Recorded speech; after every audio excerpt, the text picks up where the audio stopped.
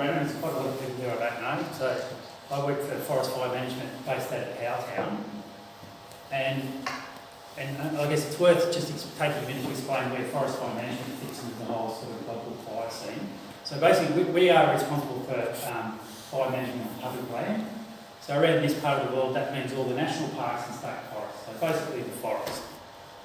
And I guess bushfire suppression, turning out the fires is one of the things that we do. And we do that with the help of the CFA. But you're talking about scenarios of people burning off. One scenario where we often help the CFA out is when that private land burn-off gets in private forest, and then there's a need for some heavy machinery or other specialised sort of skills that we've got. So quite often, particularly during that time when people are burning off and not being particularly careful, that's the time when we're actually working closest with the CFA. But also, I saw a lot of people down in Gippsland the last couple of years that I know from local brigades down here helping out on those big bushfires down there. So I guess putting out bushfires and also doing planned burning and all the other sort of road and track maintenance and various other things out in the forest. So I guess what I really want to talk about tonight is just to keep it local is the Mt Toolebewong planned burn, which was Mt Toolebewong is that sort of big mountain over that way. It's in the private land on the top of the mountain as part of the Badger Creek fire response area. And so I guess the area of the forest area, mostly particularly on the western face of Mt Toolebewong, so on the Healesville side, is an area that we're really interested as fire managers.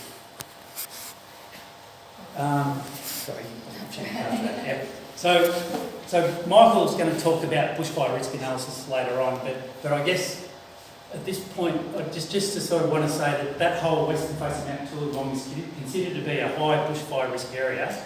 And by that, it means if a fire starts there, it will develop very quickly. It's a northwest facing hill. It's dry forest, particularly down the bottom half of the mountain. And if fires start there, they'll develop rapidly with a northerly wind behind them, run uphill very quickly, have the potential impact on the Toolebewong community, but particularly through spot fire, start to cause fires on the other side of the valley, into the Yarra Junction sort of part of the world.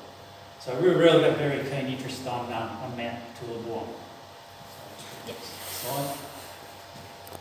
And so just around the burn, it's a pretty regulation burn in some respects. It's 82 hectares. It's in what we call a bushfire moderation zone, and Michael will go into detail what that means.